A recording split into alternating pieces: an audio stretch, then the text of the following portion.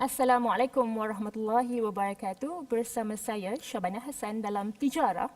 Kerugian demi kerugian yang dilaporkan oleh berita tempatan membuatkan masyarakat kita ni seolah-olah sudah lali dengan topik sindiket penipuan.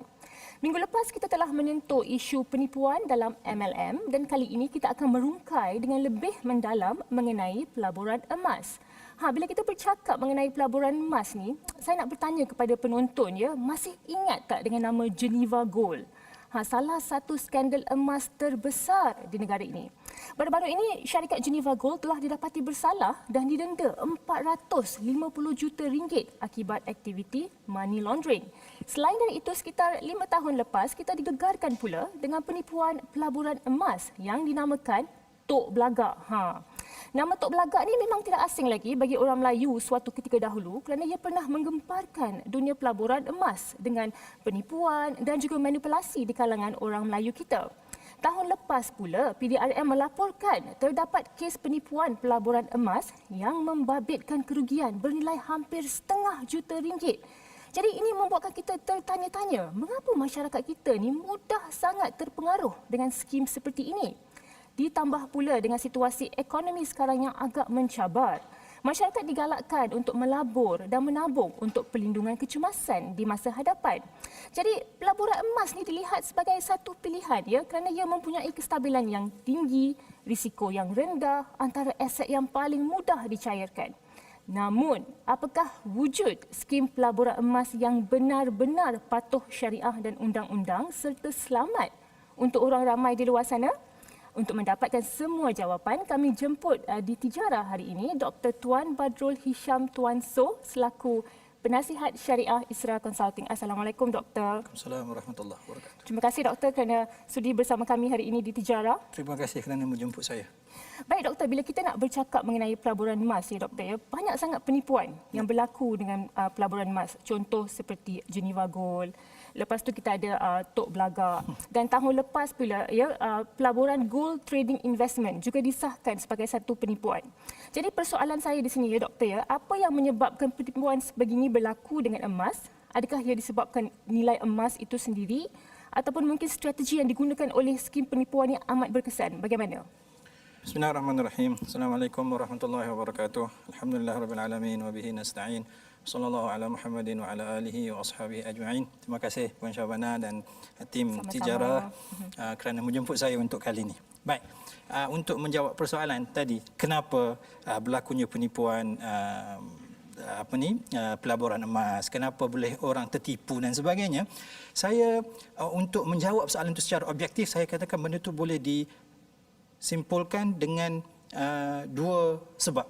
Pertama sekali kerana kezaliman ataupun orang panggil transgression dalam bahasa Inggeris kita lah kita kata, dan satu lagi adalah tentang kejahilan, ignorance. Kerana ini merupakan sifat yang semula jadi yang Allah Subhanahu Wa Taala cipta dalam diri manusia. Kalau kita tengok dalam Quran pun dalam Quran bila mana Allah nak ciptakan manusia, Allah kata inna aradnal amanata 'alas samawati wal ardi wal jibal fa abaina an yahmilnaha wa ashfaqna minha wa hamalaha al insan innahu kana zaluman jahula. Manusia ini secara fitrahnya, secara semula jadinya dia ada dua kecenderungan ni. Dia prone untuk melakukan kezaliman dan dia juga prone untuk orang panggil bersikap dengan sikap jahil. So kita katakan bila mana adanya sifat benda ni, bila mana dia tidak dikawal dengan kawalan yang sempurna, sama ada dari sudut takwa ataupun iman, dan kemudian dari sudut pengetahuan dan maklumat yang mencukupi, manusia akan sangat-sangat mudah untuk terjerumus, sangat-sangat mudah untuk orang panggil dimanipulasikan perasaan ataupun keinginan-keinginan untuk mendapatkan sesuatu yang lebih daripada apa yang sepatutnya, dan mudah untuk terperdaya dengan janji-janji manis. Dan kalau kita tengok pun teori ini juga disebut oleh orang panggil ahli ekonomi barat, contohnya macam Adam Smith kan, bila mana dia bercakap tentang the wealth of nation dalam tulisan dia, ataupun banyak tulisan-tulisan yang lain yang dikatakan manusia ini dia ada sifat selfishness yang memang asal-asalnya memang dah ada dah, cumanya perlu dikawal, dan benda itulah yang akan memacu ekonomi ke hadapan. Apabila berlakunya orang panggil ke mana-mana hiccup dalam isu mengawal, sama ada orang panggil greed ataupun keinginan untuk mendapatkan benda yang lebih daripada apa yang dia mahu, ataupun dia orang panggil apa jahil dengan apa maklumat yang sepatutnya dia dapat, maka dia akan mudah untuk tertipu. So kalau kita tengok cerita scam ni ataupun cerita penipuan pelaburan, dia tidak eksklusif dalam isu gold semata-mata, bahkan dia ialah cerita yang malar segar daripada zaman dulu, dan dalam banyak-banyak bentuk. Dulu kalau kita ingat tahun 90-an kita ada cerita Pak Mantelo, walaupun dia tak melibatkan emas secara langsung, dia melibatkan scam penipuan pelaburan, Ponzi scheme dan sebagainya. Bahkan lepas tu kita ada Tuhan Harun dan sebagainya. Maka semua ini menunjukkan bahawasanya cerita ini akan sentiasa berulang kerana aktor ataupun orang yang terlibat ialah orang yang sama, iaitu manusia, yang mana dia ada dua sifat ni, zalim dan jahul. Satu yang transgression dan satu lagi ialah kejahilan. Betul Dr. Bat, saya setuju ya. Pada masa yang sama ya Dr. Bat, kurang memahami aspek pelaburan oleh masyarakat kita ni ya, tetapi mereka tetap mahukan keuntungan. Dan juga pulangan yang segera dan banyak ni membuatkan masyarakat kita ni banyak terjebak dengan scam-scam seperti ini ya. Jadi saya rasa satu solusi yang boleh dilihat di sini adalah constant education ya, pendidikan dan juga awareness bagi untuk menekankan bagaimana supaya masalah ni boleh diselesaikan. Baik Dr. Bat, kalau kita nak lihat dari sudut pandangan Islam pula ya, bagaimana Islam boleh membantu ya seseorang untuk mengelakkan diri dari terjerumus dengan skim penipuan seperti ini? Baik, kalau kita relate dengan jawapan saya yang pertama. Kita kata masalah berpunca daripada sifat manusia itu ataupun penyakit itu ada dalam diri manusia, iaitu manusia ada kecenderungan untuk melakukan kezaliman, untuk bersifat tamak dan sebagainya, dan manusia ada kecenderungan untuk berlaku dan bersifat dengan sifat jahil ataupun ignorance. Maka untuk selesaikan masalah ini, Islam datang dengan merawat kedua-dua problem ini. Islam dalam isu tamak sebagai contohnya, Islam meletakkan garis panduan, ada benda yang halal, ada benda yang haram, ada benda yang boleh diambil, ada benda yang tak boleh diambil. Semuanya perlu mengikut peraturan ataupun undang-undang yang kita sebut sebagai hukum syarak. Tidak boleh dilepaskan ataupun dipulangkan semata-mata dengan keinginan ataupun nafsu manusia untuk mengumpulkan sebanyak mungkin keuntungan ataupun harta. Maka dari satu sudut Islam meletakkan orang panggil apa, undang-undang ataupun jalan macam mana satu benda tu boleh diambil secara sah di sisi agama. Itu yang pertama. Yang kedua, Islam juga menggalakkan supaya orang sentiasa mencari maklumat, sentiasa mencari orang panggil information yang benar. Bahkan Nabi SAW dalam satu ketika bila mana ada berlaku kesilapan di kalangan para sahabat dalam membuat keputusan sehingga mengorbankan nyawa salah seorang daripada sahabat, Nabi kata syifa'ul ayyi as-su'al, ubat kepada kejahilan adalah bertanya. Dan dalam Quran sendiri Allah kata fas'alu ahla dzikri in kuntum la ta'lamun. Kamu kena bertanya orang yang tahu sekiranya kamu tak tahu. Maka kalau kita tengok dalam isu benda khususnya pelaburan emas, Islam meletakkan panduan yang jelas. Okey, boleh saya katakan di sini ya, Dr. Bat, dia mematuhi peraturan syariah itu akan mematuhi peraturan syariah dalam emas ya, akan membawa kepada pelaburan emas yang selamat ya bagi masyarakat Islam. Okey, terima kasih Dr. Bat. Baiklah, kita akan berehat seketika dan bila kita kembali kita akan bertanyakan pula adakah syarikat emas yang boleh dipercayai dan patuh syariah di luar sana. Jadi jangan ke mana-mana.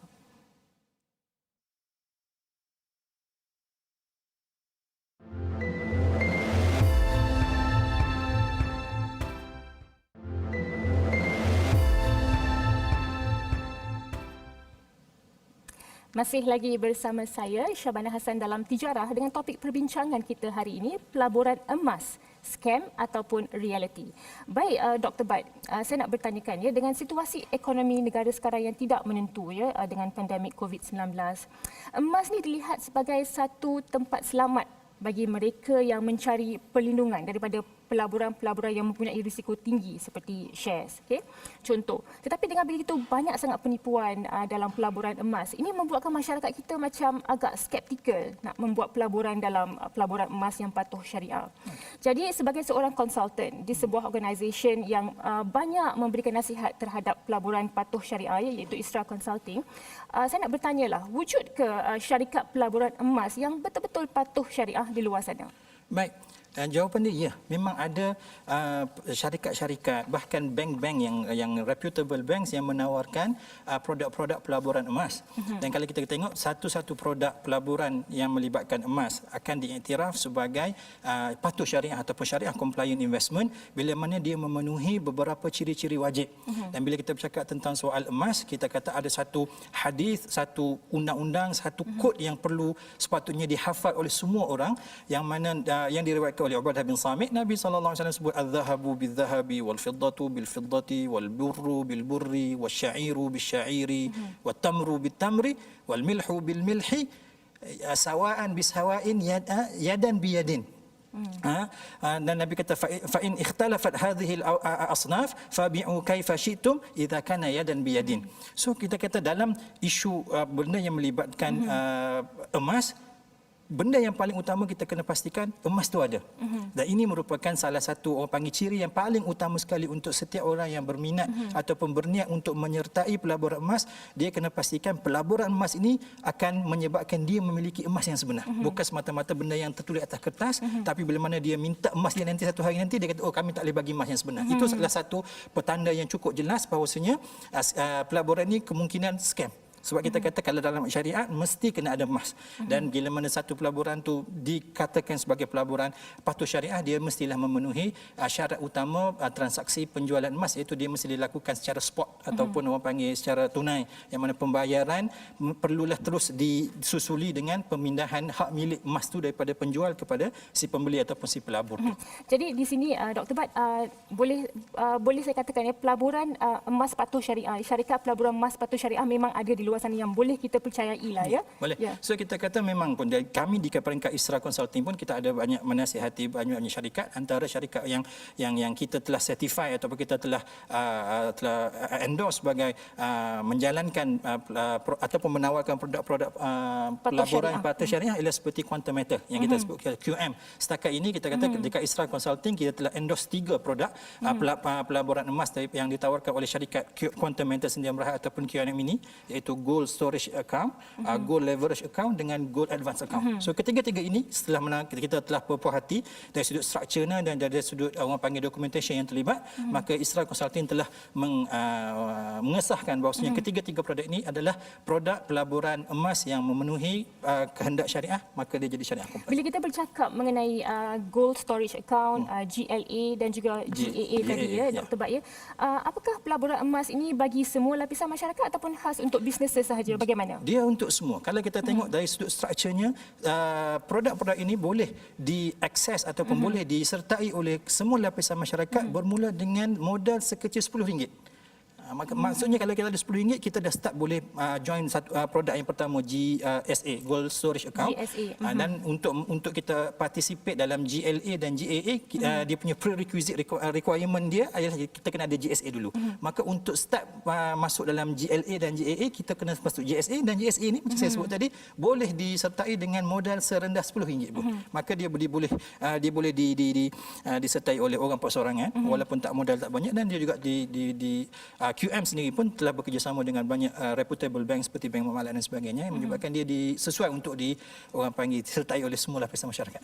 Jadi bila seseorang itu ingin memiliki emas daripada Quantum Metal ini, dia memiliki emas daripada GSA, iaitu dengan harga RM10 sahaja. Serendah RM10. Serendah RM10 sahaja. Baiklah.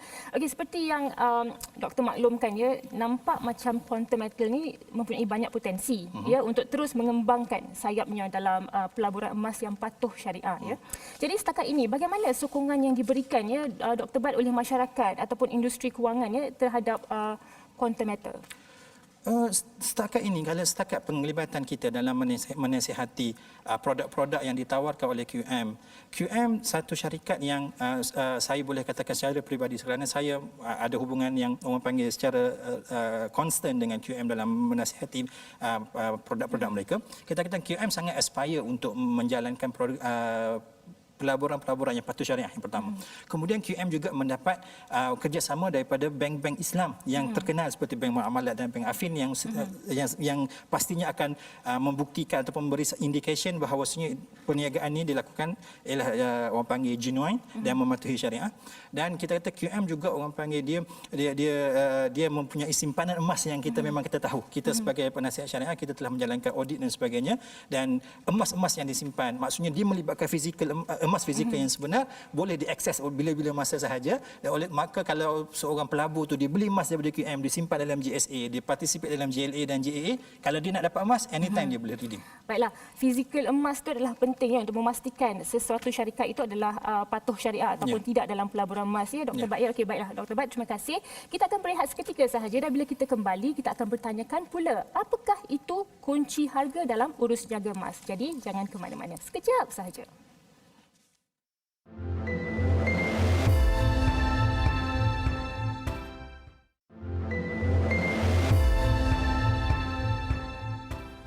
Terima kasih kerana masih lagi bersama kami dalam Tijara. Baik Dr. Bat, sebelum saya bertanyakan mengenai isu pelaburan emas iaitu kunci harga, ya, saya nak bertanyakan pula kembali mengenai quantum metal ni. Mungkin Dr. Bat boleh secara ringkas ya memberitahu apakah ciri-ciri khas yang ada dalam pelaburan emas patuh syariah oleh quantum metal ini? Dalam quantum metal, antara ciri utama yang dimiliki oleh produk-produk yang ditawarkan oleh quantum metal, dia melibatkan emas fizikal yang sebenar. Maksudnya bila mana seorang peserta ataupun pelabur melabur dalam produk-produk QM, dia sebenarnya memiliki certain amount of gold. Dia ada memiliki gold yang sebenar yang boleh diambil bila-bila masa sahaja yang dia mahu, dan emas-emas ini disimpan di dalam tempat-tempat simpanan vault yang certified, yang diakui, dan dia pula di cover ataupun dilindungi oleh insurans dan takaful dan sebagainya, menyebabkan dari sudut keselamatan emasnya sangat-sangat terjamin insya-Allah. Dan yang kedua kita tengok QM sebagai orang panggil operator kepada pelaburan ini, dia bukan setakat mengajak orang supaya memiliki emas melalui GSA tadi, Gold Storage Account, dia juga menyediakan ekosistem. Dia ada GSA untuk memiliki emas, dia ada GLA, Gold Leverage Account, untuk memberi pembiayaan orang supaya boleh beli emas. Dan dia juga ada GAA, Gold Advance Account, yang mana bila orang tu ada emas, dia boleh mendapatkan pembiayaan yang mana pembiayaan ini di-back ataupun di-cover oleh emas yang dimiliki tadi. Maka emas tadi memberikan kepada dia kuasa beli untuk berbelanja dan sebagainya. Maka kita kata QM sebagai pelabur ataupun sebagai operator pelaburan ni, yang paling utama dia melibatkan fizikal emas yang sebenar, dan dia juga menyediakan ekosistem untuk orang sama ada masuk untuk membeli emas ataupun memberi pembiayaan untuk orang memiliki emas. Ada orang yang memberitahu kepada saya Dr. Bat ya, di quantum metal ni satu lagi ciri yang khas ni adalah pelanggan boleh buat pengeluaran emas secara fizikal ataupun ke dalam akaun pada bila-bila masa saja 24/7. Betul ke? Betul. Dia memang kita sebab QM satu, dia bekerjasama dengan bank-bank. Maka pelanggan-pelanggan yang membeli yang berurusan dengan bank yang bekerjasama dengan QM boleh mengeluarkan emas tadi dekat mana-mana cawangan bank yang terlibat. Dan dalam masa sama QM sendiri, yang setakat yang saya info yang saya ada, dia ada 5 cawangan yang mana customer di seluruh Malaysia sekiranya dia nak buat keluar pengeluaran emas fizikal ni, dia boleh pergi ke mana-mana cawangan yang 5 ni, dia boleh ambil emas dia 24/7. Baik, okay. Terima kasih Dr. Bat. Okey, secara ringkas ya Dr. Bat, saya nak bertanyakan mengenai isu kunci harga untuk beli emas ni ya. Seperti yang kita maklum, emas ini mempunyai hukum syariah yang agak ketat, sama seperti mata wang, di mana sebarang penangguhan baik dari segi harga, bayaran ataupun juga serahan tidak boleh berlaku. Jadi bagaimana pula dengan kaedah kunci harga untuk beli emas ni? Contoh, ada orang dia akan kunci harga emas pada hari ini dan bayar harga tersebut selepas beberapa hari. So kalau kita lihat di situ ada penangguhan, bagaimana? Macam Puan Syahbana sebut tadi, betul. Kita kata bila kita bercakap tentang emas, antara syarat dia tadi, kita kata urus niaga perlu dilakukan secara spot. Seperti mana Nabi kata, fa idza ikhtalafat hadhihi asnaf fabi'u kaifa syi'tum idza kana yadan biyadin. Kena yadan biyadin, kena orang panggil apa? Spot. Tapi dalam isu kunci emas tadi, dia panggil kunci emas. Saya pun kunci emas. Kunci emas. Kunci harga untuk beli emas. Kunci harga untuk beli emas. Ya. Kita kata kunci harga beli emas, maksudnya dia janji hari ini untuk beli emas dengan harga sekian-sekian dan benda itu akan dilangsanakan esok. Dan benda ni kita kata dari sudut syariahnya kita takifkan dia, kita memberikan karakter fiqahnya sebagai wa'ad ataupun janji. Maka sebenarnya secara umumnya kaedah ini dibenarkan oleh syariat. Yang ini jugalah yang telah diputuskan oleh Majlis Muzakarah Fatwa Kebangsaan kali ke-96 pada 2011 yang mengatakan bahawasanya kaedah mengunci harga emas iaitu atas dasar janji wa'ad. Dia janji nak beli berapa harga pada hari ini, tapi transaksi itu tak berlaku lagi. Bila mana sampai pada hari settlement date, dia akan melakukan akad pada hari itu. Maka pada hari settlement date itu saja. Mungkin dia janji 1 hari bulan, settlement date pada 2 ataupun 3 hari bulan, maka pada 3 hari bulan itulah akan berlaku akad yang sebenar. Dengan kat situlah yang akan memerlukan orang panggil berlakunya transaksi yang berlaku secara spot tadi itu, kena berubah pemilikan harga pemilikan emas kepada pembeli, dan pembeli kena menyerahkan secara penuh harga emas itu tadi. Bagaimana jika pelanggan pada masa itu membatalkan, mereka tidak mahu beli, bagaimana? Maka kita katakan sebagai wa'ad tidak akan dianggap sebagai sebuah kontrak, maka dia tidak ada konsekuens ataupun kesan pengingkaran kontrak yang sama, kerana dia bukan kontrak in the first place. Cumanya kemungkinan dia akan melibatkan kerugian di pihak di mana-mana pihak, yang mana kerugian ini akan dibenarkan untuk dikompensate atas basis one to one lah. Maksudnya dia tak boleh ambil keuntungan apa-apa langsung. Baik, terima kasih. Kita telah pun hampir ke penghujung rancangan ya, Dr. Bat. Secara ringkas ya, Dr. Bat, bagaimana kita boleh meyakinkan masyarakat ya terhadap pelaburan emas ini? Kerana mungkin dengan banyak penipuan yang telah berlaku, ya, masyarakat agak skeptikal nak melaburkan duit mereka, ya, duit susah mereka ya, ke dalam pelaburan emas. Jadi, bagaimana kita boleh meyakinkan masyarakat, Doktor? Pertamanya saya nak katakan bahawasanya sikap skeptikal ataupun ragu-ragu ni satu benda yang baik. Dia akan dapat mengawal dan dapat menyelesaikan masalah sejak daripada awal lagi, sebelum masalah itu timbul lagi. Maka sikap skeptikal atau ragu-ragu itu bagus, tapi dia mestilah dipandukan dengan panduan yang benar. Maka kalau kita kata, kalau kita ada keraguan, kalau kita ada ragu-ragu dalam isu sama ada benda ni scam ataupun tidak, tak ada jalan yang lain melainkan kita kena pergi kepada pihak yang kita yakini akan keilmuan atau akan genuinity dia punya orang panggil nasihat dia itulah. So kita kata pergi masyarakat perlu sentiasa orang panggil celik, perlu sentiasa upgradekan maklumat yang dia ada, bertanya kepada golongan yang sepatutnya dia orang tanya, dan dengan cara ini dia orang akan sentiasa tindakannya akan terpandu dengan maklumat yang benar. Terima kasih Dr. Bat. Dan satu lagi saya pun nak tekankan di sini ya, kalau kita nak tahu sama ada pelaburan emas itu adalah scam ataupun tidak, selalunya yang scam ini Dr. Bat, dia tidak berdaftar sebagai reporting agency kepada bank negara. Ya, dan di mana QM ataupun Quantum Metal mereka berdaftar. Yang reported. Baiklah, okey, terima kasih Dr. Bat. Kita sudah pun berada di penghujung rancangan, rasa macam singkat je masa kan. Terima kasih buat panel jemputan kita Dr. Bat dari Isra Consulting atas maklumat dan juga perkongsian yang begitu mantap ya sebentar tadi. Ini secara tidak langsung mendidik kita untuk lebih memahami garis panduan pelaburan emas dalam Islam sebelum kita melakukan sebarang pelaburan. Masyarakat juga perlulah lebih cakna ya dengan melakukan kajian secara serius sebelum memindahkan wang mereka untuk tujuan pelaburan emas. Oleh itu, pihak yang berautoriti dilihat penting ya untuk mengeluarkan garis panduan spesifik terhadap syarikat pelaburan emas agar mudah bagi orang ramai untuk melakukan semakan. Buat saudara Muslim kita pula, khususnya bukan sahaja maklumat syarikat yang perlu diambil berat, bahkan sejauh mana pelaburan emas itu benar-benar patuh syariah. Namun, jangan pula kita anggap semua syarikat yang menawarkan pelaburan emas itu sebagai sindiket penipuan, kerana masih juga terdapat syarikat pelaburan emas yang menawarkan pelaburan yang selamat dan mengikut akta undang-undang. Contoh, Quantum Metal merupakan antara syarikat pelaburan emas yang mendapat pengiktirafan World Gold Council dan mempunyai produk-produk yang patuh syariah. Produk seperti Gold Storage Account, GSA, Gold Leverage Asset, GLA dan Gold Advance Account, GAA yang disebut oleh Dr. Bat tadi telah mendapat pengesahan dari Isra Consulting sebagai patuh syariah terhadap polisi syariah Bank Negara Malaysia dan juga syariah standard IOF yang terletak di Bahrain. Untuk makluman lanjut mengenai pelaburan yang ditawarkan, anda bolehlah melayari laman web syarikat ini di hyperlink http www.quantummetal.com. Ingat, pastikan semak terlebih dahulu sebelum melakukan sebarang transaksi kewangan. Dengan itu, saya akhiri pertemuan kita malam ini. InsyaAllah kita bertemu lagi di minggu hadapan dalam Tijarah, rancangan kewangan Islam anda. Assalamualaikum, selamat malam.